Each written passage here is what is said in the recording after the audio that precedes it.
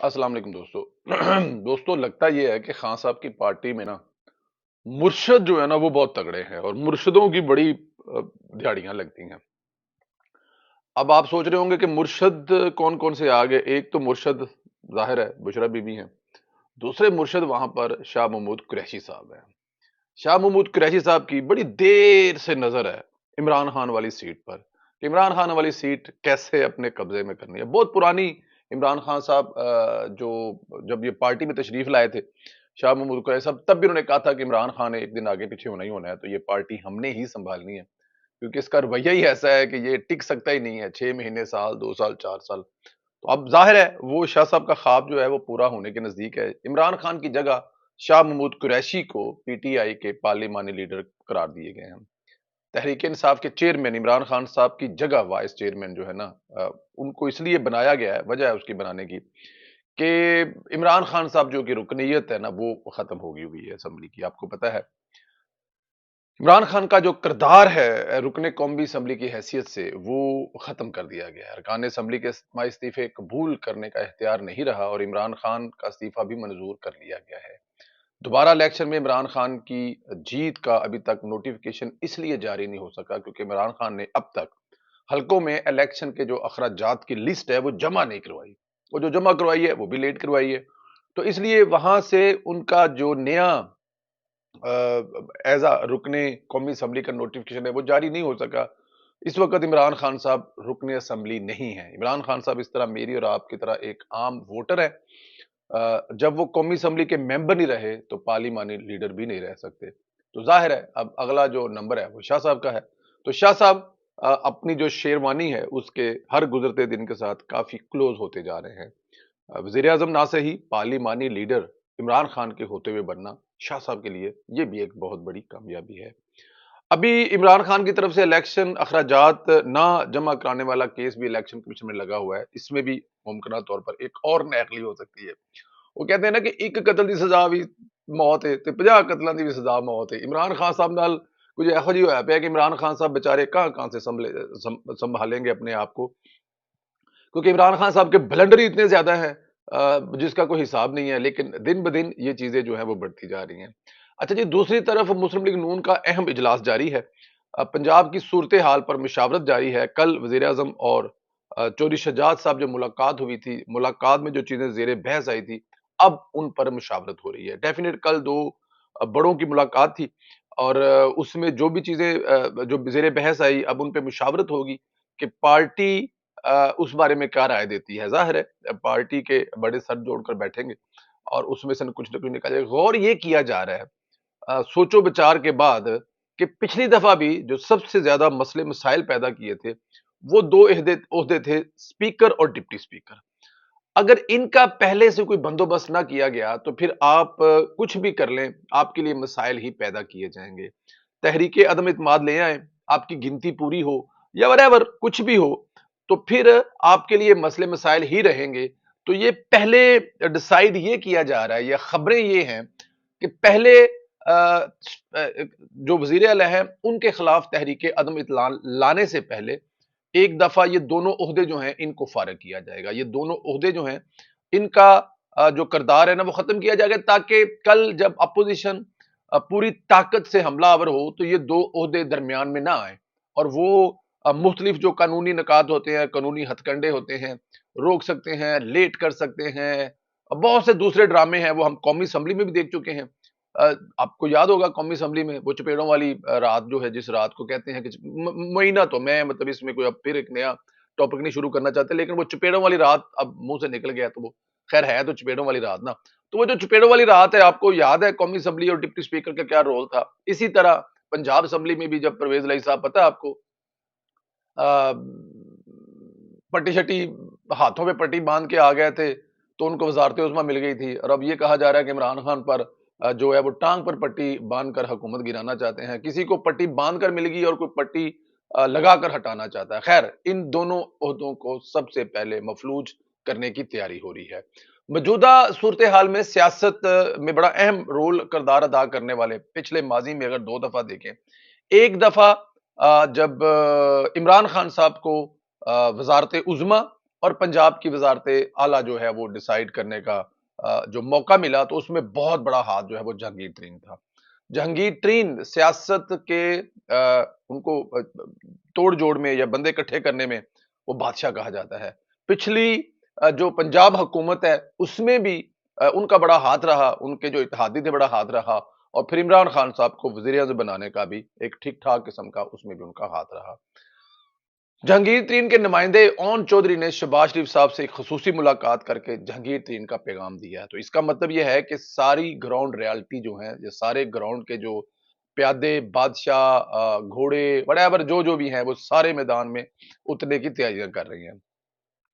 ہو سکتا ہے کہ جہانگیر ترین پی ٹی آئی اور کاف لیگ دونوں کو بڑا سرپرائز دے دیں, ہو نہیں سکتا, بلکہ اندر کھاتے میں یہ تیاریاں جاری ہیں کہ ایک بہت بڑا جو سرپرائز ہے وہ دیا جائے کہ چودھری پرویز الہی صاحب جو ہے وہ بھی عمران خان کو گالیاں نکالتے ہیں. اور عمران خان تو خیر شروع سے چوری پرویز الہی کو ڈاکو تو گالی ہے نا جی, آپ پنجاب کا سب سے بڑا ڈاکو کہہ دیں, تو عمران خان صاحب تو شروع سے ہی ڈاکو کہہ کر گالیاں نکال رہے ہیں. لیکن اب یہ بھی سننے میں آ رہا ہے کہ عمران خان صاحب اور چودھری پرویز الہی دونوں کو کوئی بہت بڑا سرپرائز دینے کی پوری تیاری کر رہی ہے. عمران خان کو آپ لوگوں کو یاد ہے کہ جب پنجاب میں حکومت بنی تھی تب بھی جو لوگ اکٹھے کر آگے دیے تھے, اس وقت اگر دیکھا جائے تو 2018 کے الیکشن میں پنجاب میں پاکستان مسلم لیگ نون کی اکثریت تھی. جو اپنے سیٹ پر جیت کر لوگ آئے ہوئے تھے ان کی تعداد مسلم لیگ نون کی زیادہ تھی اور پاکستان تحریک انصاف کم تھی. لیکن پھر اس وقت ظاہر اسٹیبلشمنٹ کا سر پر ہاتھ تھا اور فون کال آتے تھے کہ راویدہ پل نہیں ٹپنا ہے گا ورنہ تسی صراط المستقیم والے پل دل پاسے ٹر پاؤ گے. تو وہ جو کالیں آتی تھی ان کالوں کی وجہ سے وہ حکومت جو ہے وہ جہانگیر ترین تو خیر وہ اس دور میں صرف جہاز لے کے جایا کرتے تھے, باقی تیاری تو پہلے سے پوری ہوئی ہوتی تھی. وہاں پر ایک بریگیڈیئر صاحب یا میجر صاحب جو ہے پہلے پہنچ کے گراؤنڈ بنا چکے ہوتے تھے. جہانگیر ترین صاحب تو صرف جہاز لے کر جاتے تھے اور بندہ بٹھا کے لاتے تھے اور گلے میں پٹا ڈلواتے تھے عمران خان صاحب کے. خیر اب وہی کام دوبارہ پھر جو ہے وہ جہانگیر ترین صاحب اپنے ذمہ لے رہے ہیں. تو اب دیکھیں آنے والے دنوں میں آپ کو کیا ملے گا. یہ ہفتہ پورے کا پورا جو ہے نا بڑا اہم ہے پاکستانی سیاست, خاص طور پنجاب, اور پنجاب جو ہے وہ پاکستان کی سیاست ہے. کہتے ہیں کہ جس کے ہاتھ میں پنجاب ہے پاکستان اسی کے ہاتھ میں ہے. یہ ایک بہت بڑی اپڈیٹ ہے جو آپ کو دینی تھی. آخری خبر جو آپ سے شیئر کرنی ہے وہ بڑی دھماکہ دار ہے, تو اس خبر کا جو نا کم از کم اس دن کا میں تو بڑا انتظار کر رہا ہوں.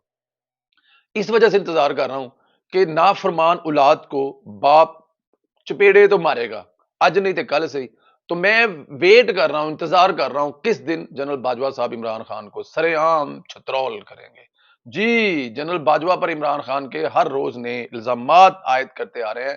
عمران خان نے کل جنرل باجوہ کو کرپٹ تک ڈائریکٹ نام لے کر کہہ دیا. جنرل باجوہ کی ایک مجبوری ہے کہ وہ 2 سال تک عمران خان کا جواب نہیں دے سکتے کیونکہ آرمی ایکٹ کے تحت ان پر پابندی ہے, ورنہ ان کے پاس کئی راز کئی حقیقت جنرل باجوہ کی جو مجبوری کا فائدہ اٹھایا جا رہا ہے. دیکھیں عمران خان صاحب جو ہے نا وہ جو مرضی کہتے رہے جیسے مرضی کہتے رہے, لیکن بہت ساری حقیقتیں جو ہے نا وہ ہیں, اس سے ہم لوگ نظریں نہیں ہٹا سکتے یا جھٹلا سکتے ان چیزوں کو. آرمی ایکٹ کا ایک مسئلہ ہے جنرل باجوہ صاحب کو کہ وہ عمران خان صاحب کے سوالوں کے جواب نہیں دے رہے. کبھی عمران خان صاحب جو ہے وہ اپنی تمام ناکامیوں کا جو واحد وجہ ہے وہ جنرل باجوہ پر لگا دیتے ہیں. کبھی وہ کہتے ہیں کہ میری حکومت جو ہے وہ جنرل باجوہ نے گرائی ہے. عمران خان یہ بھی کہتے ہیں کہ جنرل باجوہ نیب کو کنٹرول کر رہے تھے, سیاستدانوں کی گرفتاری رہائی کا فیصلہ جنرل باجوہ کرتے تھے, اور درست فری کا اظہار ہے کہ خان اپنی وزارت عظمیٰ کے دوران اپوزیشن کے تمام اہم لوگوں کو صلاحوں کے پیچھے دیکھنا چاہتے تھے. یہ باجوہ صاحب کا کہنا ہے. جنرل باجوہ جب بولیں گے تو ان کے پاس بتانے کے لیے اس سے مختلف کہانی نہیں ہوگی جو سابق ڈی جی ایف آئی اے بشیر میمن صاحب ہمارے پروگرام میں بھی بتا چکے ہیں کہ کیا عمران خان چاہتے تھے اور کیسے کیسے عمران خان اندر اٹھا کر ڈالنا چاہتے تھے. اور وہ جو بشیر میمن صاحب بتا کے گئے ہیں ان میں وہ صرف عمران خان کا نام لیتے تھے, وہ جنرل باجوہ کا نام نہیں لے رہے تھے. جنرل باجوہ صاحب کے حوالے سے یہ بھی کہہ سکتے ہیں کہ خان جنرل مشرف کہتے ہیں کہ جی عمران خان صاحب نے جب جنرل باجوہ کو کہا کہ آپ یہ کام کریں تو انہوں نے کہا جی یہ کام میں نہیں کر سکتا, یہ کام آپ خود کریں, یہ کام میرے بس کا. انہوں نے کہا جی اس حوالے سے پھر انہوں نے دیا تھا جی حوالہ دیا کہ جنرل مشرف اور ان کے دور حکومت میں ان کے سیاسی مخالفین سے نپٹنے کے فیشن کا حوالہ دیا, جس پر باجوہ نے کہا کہ عمران خان کو بتایا کہ مشرف ایک ڈکٹیٹر تھا، باجوہ نے خان سے کہا کہ جو چاہے تحریری حکم دے ہم وہ کریں گے، لیکن عمران خان صاحب کسی بھی قسم کا تحریری حکم نہیں دیتے تھے۔ اس وقت کے جو نیب کو ہینڈل کر رہے تھے بیرسٹر شہزاد اکبر اور ایک خفیہ ادارہ جو ڈیفینیٹ آپ سمجھتے ہیں، ان کے دونوں وہ مل کر حمل کرتے، مطلب باجوہ صاحب کے کہنے کے لیے بہت کچھ ہے۔ اس میں بھی کوئی شک نہیں ہے کہ عمران خان جو ہے نا وہ ہر جگہ پہ معیشت کا جو جو وہ چوروں کو پکڑتے تھے، اور باجوہ صاحب کو کوئی مسئلہ نہیں ہوتا تھا۔ باجوہ صاحب کے نزدیک کرپشن کوئی کرپشن بھی نہیں تھی۔ یہ بہت ساری چیزیں وہ کہہ رہے ہیں، لیکن اس کا جواب جو ہے وہ باجوہ صاحب تیار کر رہے ہیں، اور جواب جو ہے نا وہ بڑا تگڑا قسم کا جواب ہوگا۔ عمران خان صاحب کو ایک بہت بڑا سرپرائز ملنے والا ہے جنرل باجوہ طرف سے۔ وہ ایک لیگل نوٹس کی تیاری کر رہے ہیں جس میں وہ تمام چیزوں کو دیکھیں، اس میں کوئی شک نہیں ہے کہ سپورٹ تو ہوئی اس میں تو، لیکن اب پرابلم یہ ہے کہ سپورٹ ہونے کے بعد عمران خان صاحب جو الزامات لگا رہے ہیں جنرل باجوہ پر، اس کا ایک ایک کا وہ سوال پوچھ سکتے ہیں، جیسے وہ ان کو غدار کہہ رہے ہیں، جیسے وہ ان کو کرپٹ کہہ رہے ہیں، جیسے وہ ان کو بہت ساری دوسری چیزیں ان پہ لگا رہے ہیں، تو وہ پوچھ سکتے ہیں کہ جناب میں نے اگر یہ سارے کام کیے ہیں تو اس وقت آپ میرے ہیڈ تھے، میں آپ کے انڈر ایک ادارے کا جو سربراہ ہے، ایز ادارے کا سربراہ کام کر رہا تھا، اگر میں کرپٹ تھا، اگر میں غدار تھا، تو یہ آپ کی ذمہ داری تھی کہ آپ مجھے ہٹاتے، نہ کہ مجھے جو میرے ساتھ آپ کا رویہ رہا وہ ساری دنیا نے دیکھا، جو میری تعریفیں آپ کرتے رہے وہ ساری دنیا نے سنی ہے، تو اس لیے اب یہ کہنا کہ میں کرپٹ ہوں، یہ ہوں، تو عمران خان صاحب کے لیے کافی مشکلات پیدا ہو سکتی ہیں۔ عمران خان منصوبے کے خالق بے شک جنرل باجوہ صاحب ہیں، انہوں نے یہ منصوبہ پروان چڑھایا، لیکن اب عمران خان صاحب جو ہیں وہ ان تمام برائیاں کا ذمہ دار جو اس وقت پاکستان میں ہیں، ان کی حکومت گرانے سے لے کر عمران خان صاحب اب تک کوئی حال نہیں نا، کدی کہندے نے میری حکومت امریکہ نے ڈیگی ہے، تے کدی کہندے نے کہ میری حکومت باجوے نے مطلب کہ ڈیگی ہے، تے عمران خان صاحب بھی تو کچھ خیال کرے نا، ایک ہی چیز کو دو مختلف لوگوں پر ڈال دینا بھی تو تھوڑی بہت خیال تو کر لینا چاہیے، لیکن کیونکہ ظاہر ہے ادھر سے پرویز علیہ صاحب نے ہاتھ جو ہے وہ گرم رکھا ہوا ہے، اور ادھر سے جناب باجوہ صاحب بھی آنے والے ہیں، تو اب لگتا مجھے یہ ہے کہ عمران خان صاحب کو نا گھیر کر مارنے کی تیاریاں کی جا رہی ہیں، سیاسی طور پر مفلوج کرنے کی تیاریاں کی جا رہی ہیں، سیاست سے ان کا پتہ صاف کرنے کی تیاریاں کی جا رہی ہیں، اور عمران خان صاحب کے خلاف جب جنرل باجوہ صاحب کیس کریں گے نا، تو وہ کیس سنوائی کے لیے ہر جگہ پہ عدالتوں میں نمبر 1 پہ بھی ہوگا، یہ بھی رکھیے گا، یہ کوئی شباز شریف کا کیس نہیں ہوگا جس کو جگہ ہی نہیں ملے گی، اور وہ سالہ سال فائلوں میں بھٹکتا رہے گا، یہ باجوہ صاحب کا کیس ہوگا، اور آپ کو یاد رہنا چاہیے کہ مشرف کی لاکھ برائیاں یا مشرف کے لاکھ مسائل اور مشرف کو لاکھ کٹہرے میں لانے کی خواہش رکھنے کے باوجود تمام سیاسی جماعتوں کو جو ہے وہ ناکامی ہوئی تھی، کیونکہ ادارہ اپنے سابق افسروں کے سابق سربراہان کے ساتھ کھڑا رہتا ہے۔ اپنا خیال رکھیں، مجھے اجازت دیں، خدا حافظ۔